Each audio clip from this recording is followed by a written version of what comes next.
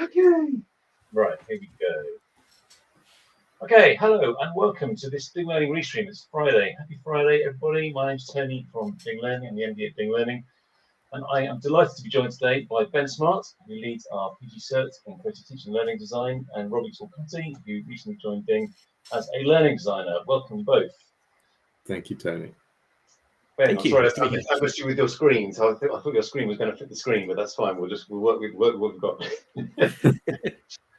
All right, so the purpose of this was just to give a bit of an insight into what our course involves, the PGCert Creative Teaching and Learning Design, where it came from, and how it prepares people to be a learning specialist. So the focus of this call, this event, is how to be a learning specialist. And I think one of the things that we've learned with Bing since we started the company about 5 years ago is how complex the role of a learning specialist can be and how multifaceted it is.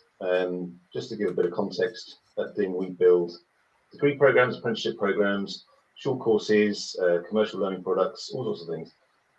But increasingly, we keep getting returned to what it means to be a learning designer. And you try and explain this work to other people, and often they think it's some kind of, I don't know, it's like some kind of weird dark art because you're sort of manifesting these course experiences into being. And Robbie will come to talk to you in a minute about your experience of joining a professional learning design team. But really, just to give a bit of context, we started our PGCert in Creative Teaching and Learning Design about a year ago, and the course was very much born out of our professional learning experience and how to try and prepare people to be learning specialists. And increasingly, learning specialists are required in all sorts of areas. It's not just higher education or apprenticeships, it's learning specialists in companies.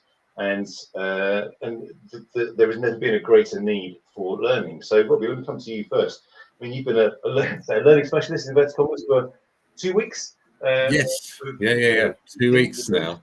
Tell us a bit about your experience of sort of joining in the Bing team. It's been great to be on this end of the experience.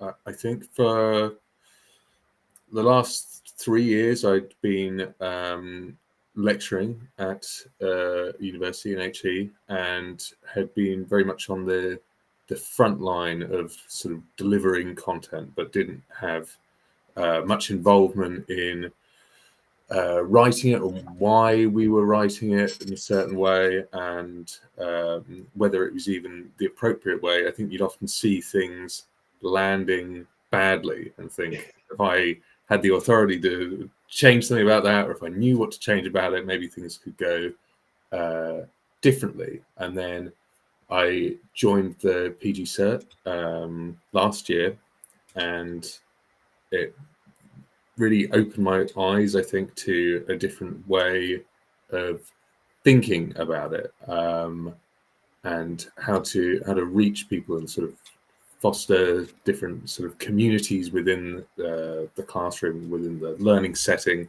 and all of those things. I think I'm hopefully bringing to the team now that I'm working with you. I'm sure that you are, and we'll get into that in a little bit in terms of how the course prepared you to do what you're doing at the moment. Yeah. I suppose it's a good time to sort of spend a little bit of time on looking at what the course actually is. And so a PGCert in higher education is normally a qualification that people do to start teaching in higher ed, to become qualified to teach in universities. And I used to run one a while ago, and while it can do that, it also does this sort of other work that sometimes I think is quite difficult to articulate in terms of preparing people to design learning experiences, but not just in higher education, a whole different range of disciplines. And so that was part of the reason why when we wanted to design this new PGCert that we're now running, we didn't want it to just narrow in on higher education. So Ben, let me come to you, because you've been leading the course for the last year. What would you say is different? I mean, you've experienced other PGCerts. What would you say is different about this? How would you sum it up? Like, what is it, this PGCert in creative teaching and learning design, and how is it different from perhaps other PGCerts in the sector, do you think? Well, it's sort of right there in the name, is the name creative teaching and learning design. That none of that is really saying like how to teach or how to stand in front of a room and deliver knowledge to people. None of that is saying any of that.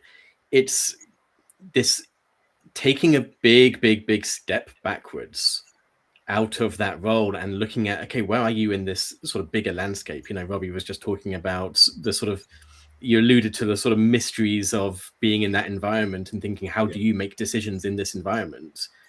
We want to have a course where we're looking those decisions in the eyes, calling them out for what they are, saying it's this and this and this, and let's put you there in relation to those decisions and those problems and those situations.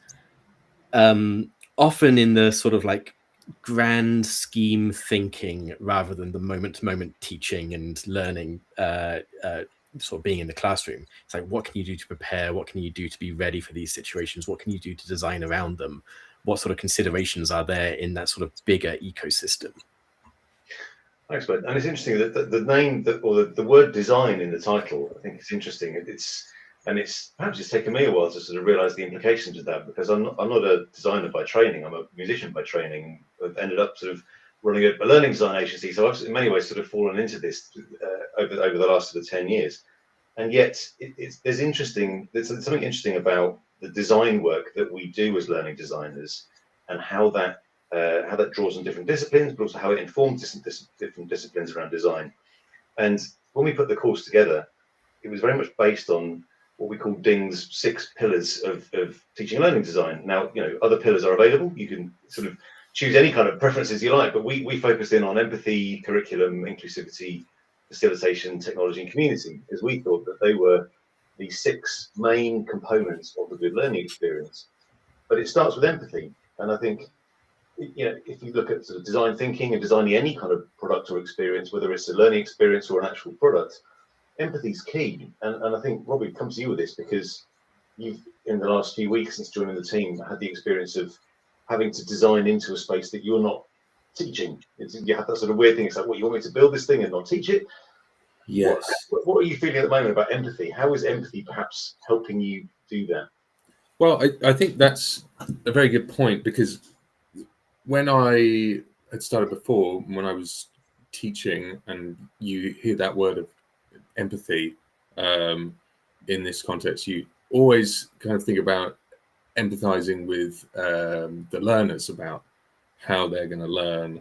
And that is obviously a very important part about it. And that has definitely come into what I'm doing at the moment a lot, and trying to think about how information is presented in a way that is digestible and not just bombarding them with something that's, for all intents and purposes, just boring. You want to engage people in a certain way, but there's also an element of empathizing with who will be delivering the class, the session, the content, which I hadn't really thought about before, because that would have meant empathizing with myself, I guess. But there is a whole element in there, which is like, how is this going to flow? If I'm delivering this, how am I going to feel while I'm doing it? Do I feel like there's enough here, enough time to get into it? And all of those elements, I think, really sort of play into it quite nicely.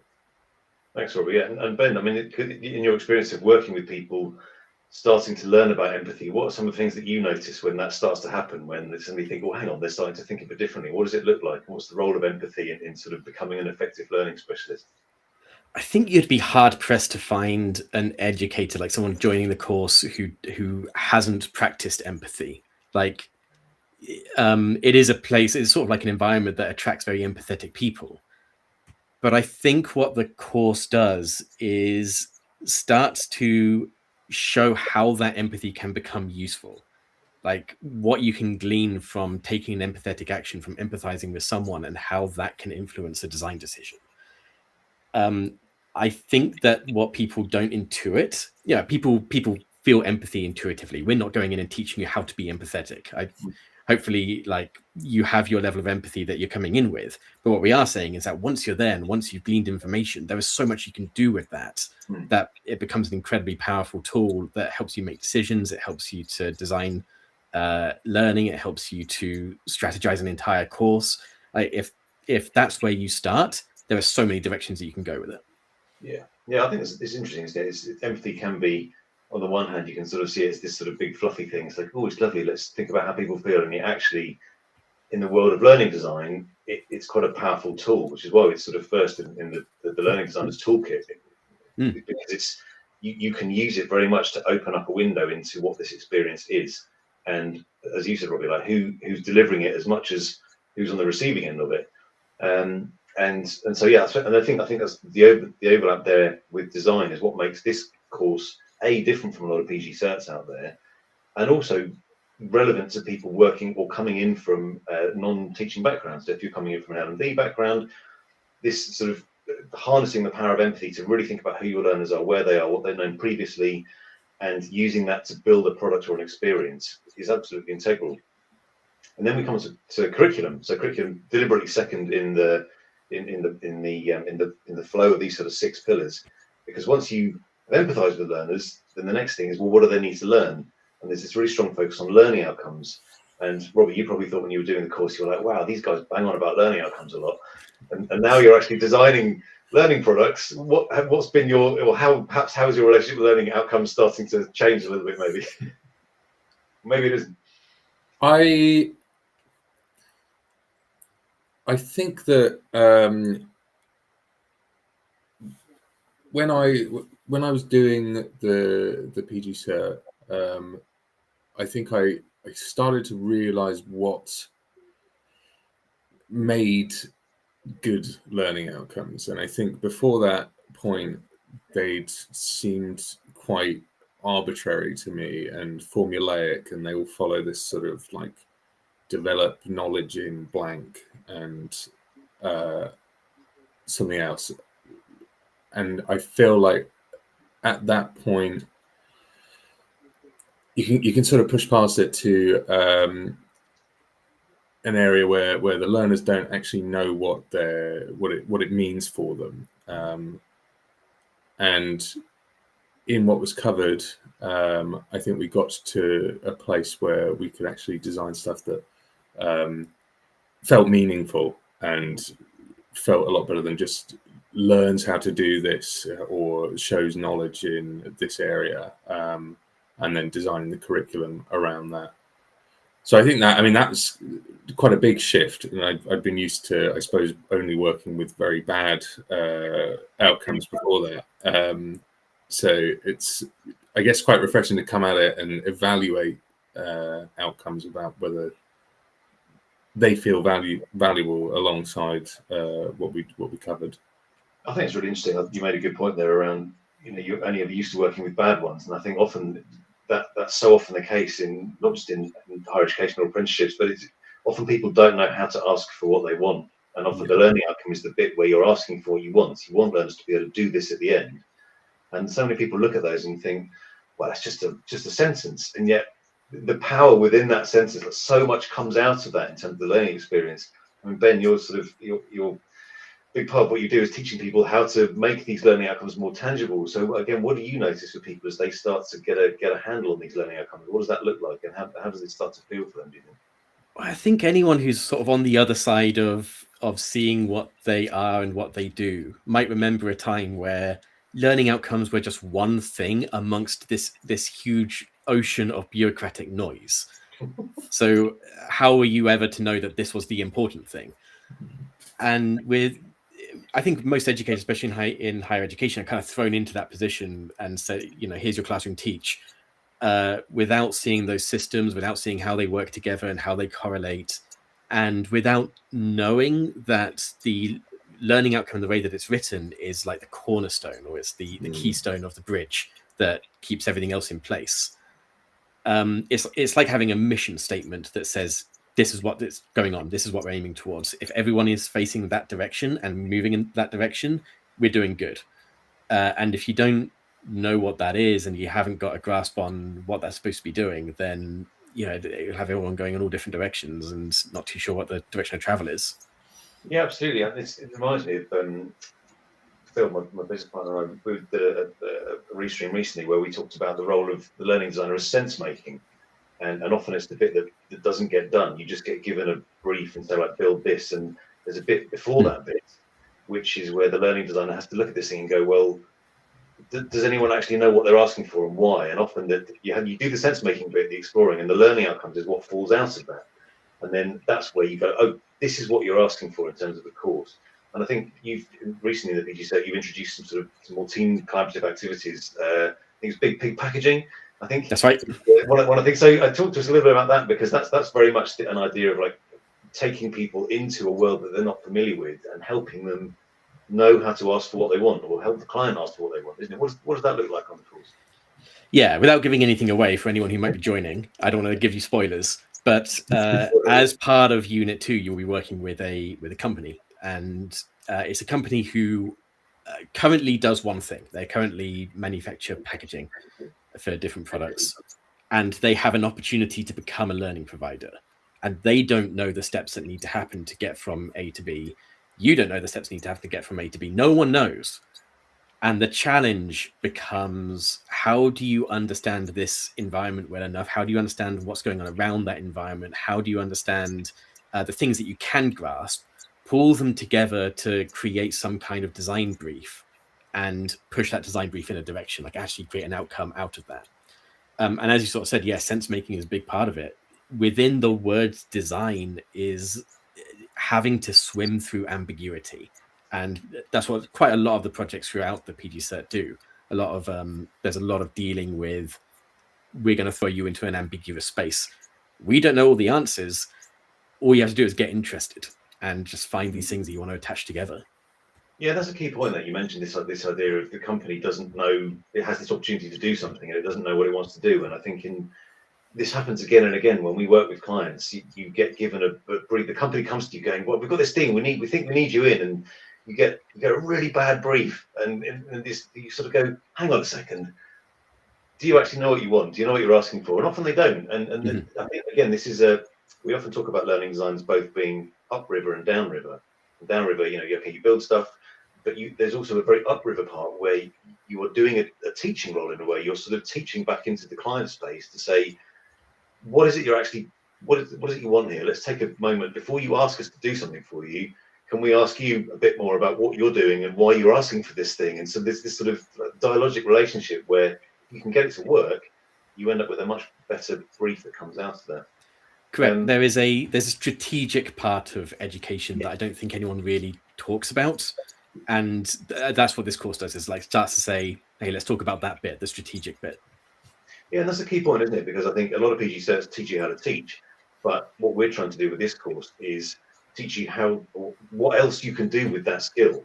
So yeah, you can teach, you can empathize with a group of students, you can design lectures and seminars and workshops and courses, but actually teachers have a skill set that actually is quite powerful and quite muscular and all to do with empathy and design thinking. And when you apply that to clients, often you realize that teachers are really good at that as well, because they are asking questions, they are thinking about the big picture, and they are thinking about why you're asking for that. So again, this intersection of teaching and learning design, I think, is what makes this course a little bit different from others.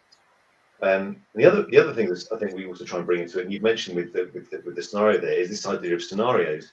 Robbie, I wanted to come to you because again, you've sort of been plunged into the weird world of Ding, and you've been building out some scenarios. So what's been your experience of these scenarios? Like, how are you? What are your thoughts about them, and how do you see them working into what are they doing in terms of the learning experience? I think that they're great. I think that they, beyond anything, just really humanize the content and provide a means of engagement with it that is beyond like abstract kind of whatever the content might be.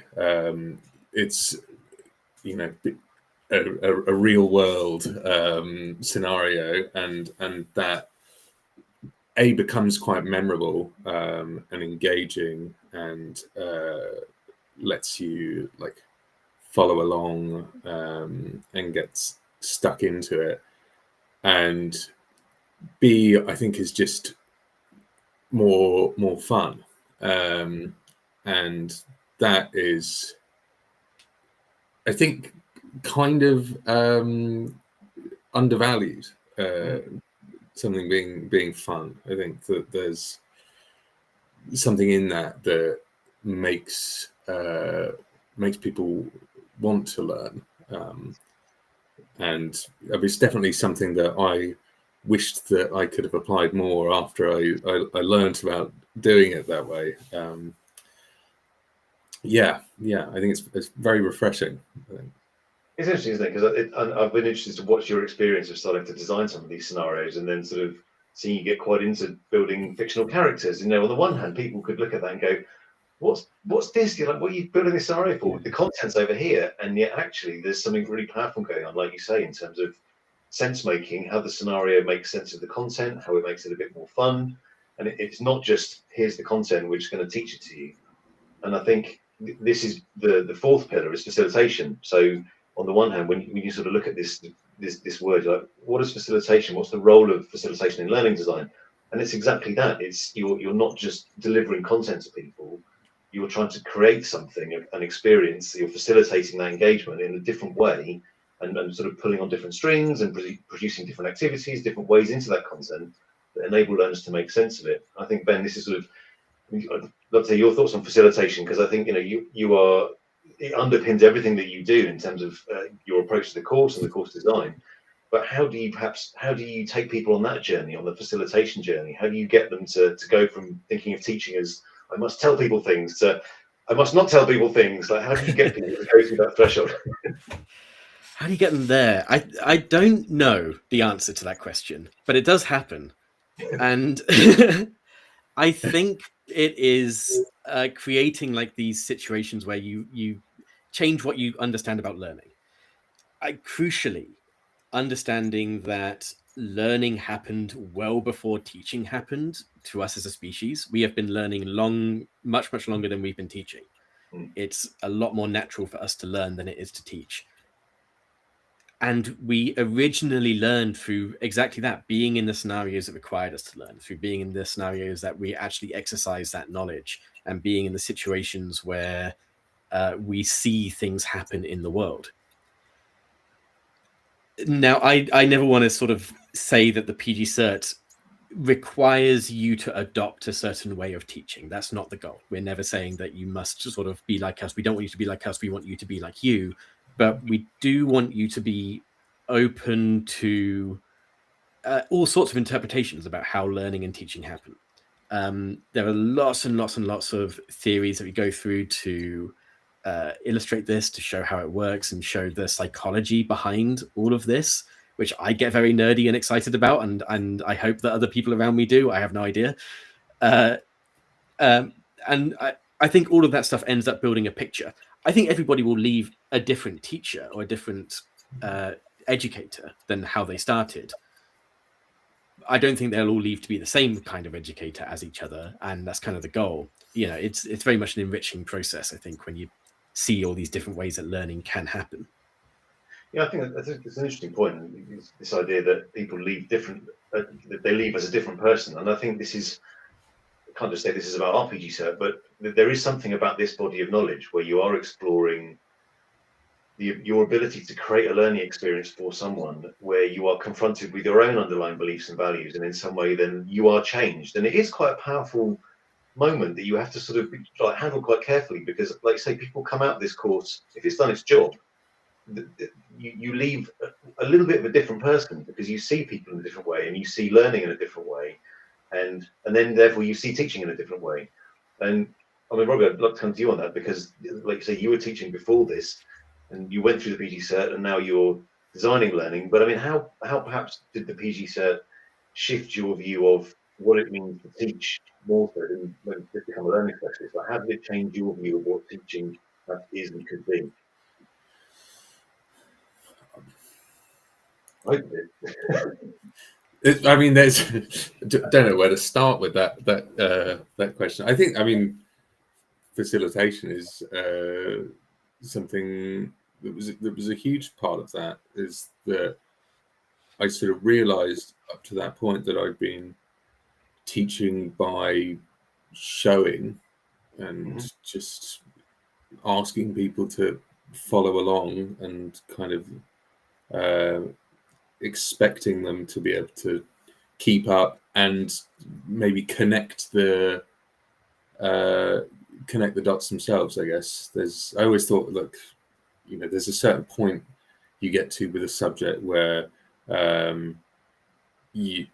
it clicks for you, and then your motivation becomes intrinsic. And I think I kind of don't think I was doing enough legwork to let people get to that themselves. I was keeping it all like extrinsic. So this that was, I guess, one of the biggest things that changed me is maybe taking a little bit more of a step back and trying to facilitate them getting there themselves.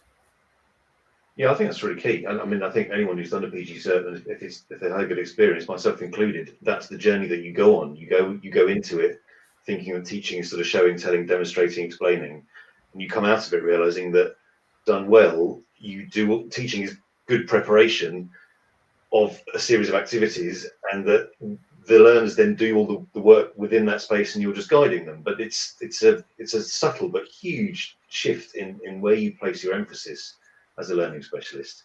And I think this is why I think the course is of interest to people who are not just in higher education, because when you go beyond adult learning into sort of corporate and training, and so much of it is content led. It's just like content, videos. I'm going to tell you something, and it's exhausting. And I think, if no more content was ever created, we'd have plenty of content. So it's like leading with content doesn't often get you where you need to get to, and it doesn't get your learners or your customers or your clients where they need to get to. It's leading with the facilitation that actually gets them there. And I think that's why the course is useful to people, say in L&D or designing commercial learning products, to not just focus on delivering lots of content, and to thinking about how you can flip that to be more learner-centered, more driven by learner engagement. I'd add to that's whole sentiment, that there is a huge difference in learning between a learner having the feeling of I've just been told something versus the feeling of I just solved a problem. Yeah. And if you can generate that second feeling in someone of I didn't know how to solve this problem before and now I do, that's the evidence that learning has happened. Yeah, maybe that's where the design part is really interesting. When you bring design into teaching and learning, it's not you can teach without designing. You can just blast people with stuff, but as soon as you start designing, you're responding to a problem, and then that requires a different set of skills, a different solution. So yeah, the design part is really the thing that sort of opens this up and takes it in a different direction, I think. And I think one of the other pillars is technology, which even pre-AI, we were sort of consumed with lots of technologies, but I mean, obviously AI has just annihilated everything in the last year. So Ben, what's been your response to that on the course? I mean, how do you take learners on the journey of the role of technology in learning design, given what's happened in the last 12, 18 months with AI?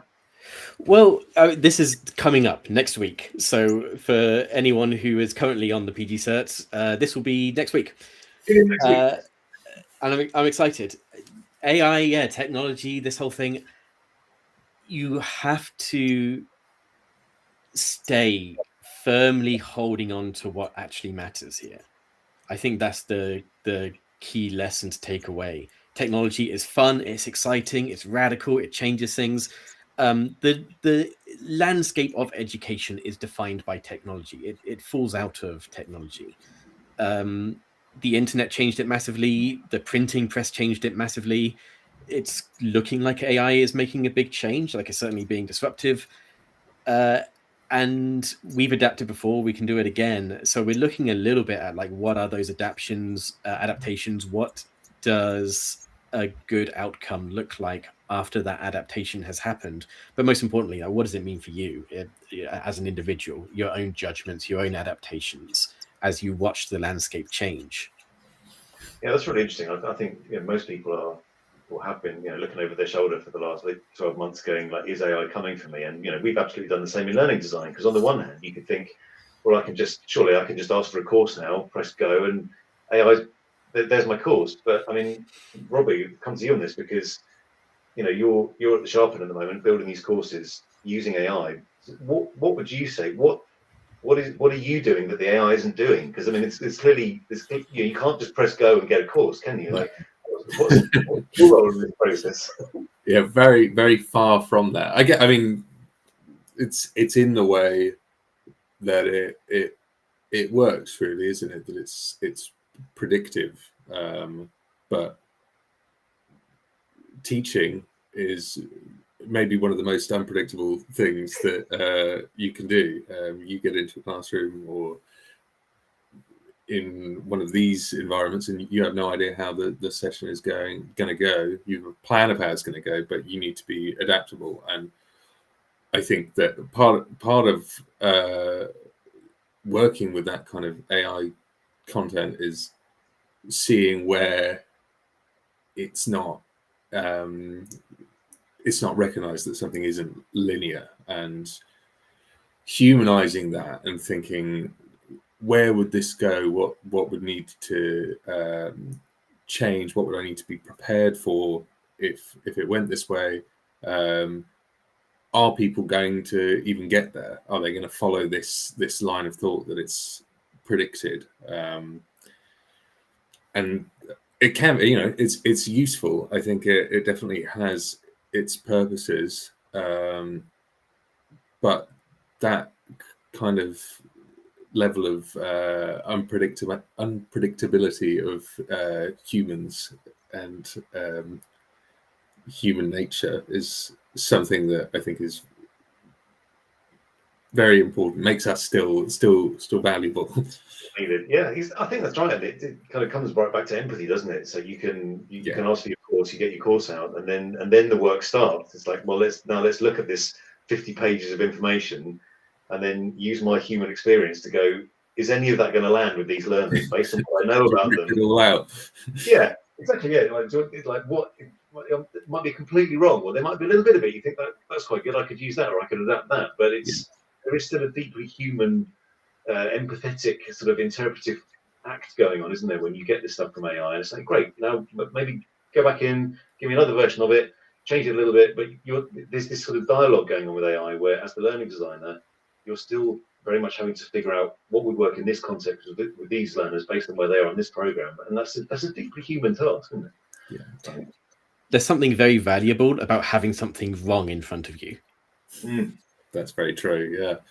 Yeah, and that's true. And I think that's something that comes up in the work that we do with clients. It's often, I think I went into this thinking that you ask clients what they wanted, and they'd say, and they don't know how to ask what they want. So now we go in and say, okay, tell us everything that you don't want, and there you just get lots of things. Oh, it can't be that, not that, and then from that you can build something useful. And I think that comes into the course in terms of like confronting people with an incomplete or imperfect brief, doesn't it? It's like, how do you respond to this imperfection? And you might use AI for that, but you might use a whole bunch of other stuff as well.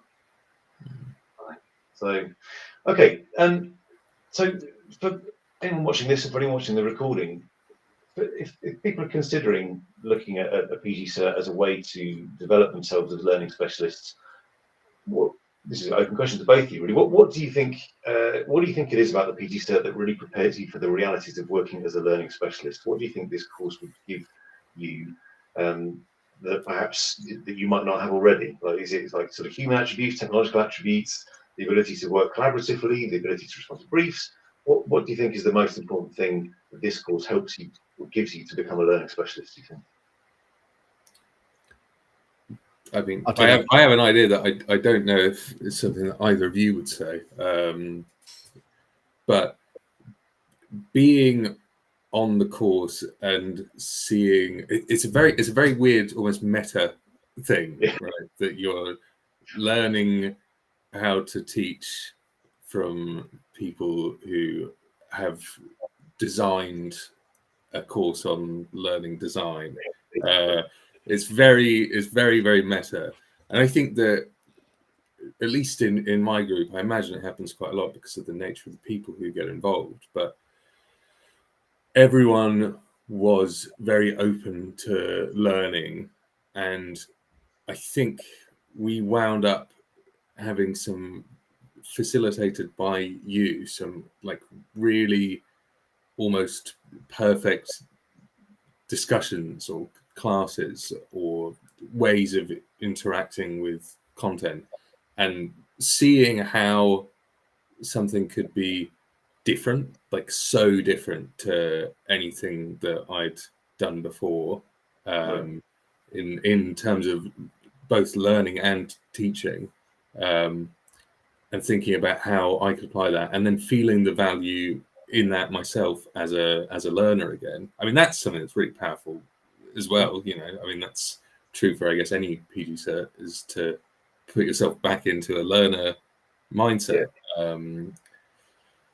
But yeah, I would say that's probably number one for me. I think the main thing as well was seeing the value of community as well. Like, these were online sessions, but felt very, very close knit, and we'd have discussions that would go on for way too long, but were incredibly valuable. You know, shared experiences, real scenarios, I guess, from other people, and all of that was incredibly useful.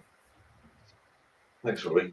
I get so much joy out of those discussions where I would have put a question on a slide about 20 minutes ago, and the conversation has gone somewhere completely different. It's gone off, not off topic at all, but like, I never would have been able to predict it went in the direction that it went. It was definitely not part of the plan. And I think it's just what happens when you have a lot of people with different experiences beyond mine, who feel like they're in a space they're allowed to share that and allowed to stir that and allowed to sort of put it all together into a completely different format to what I ever thought it was ever going to be.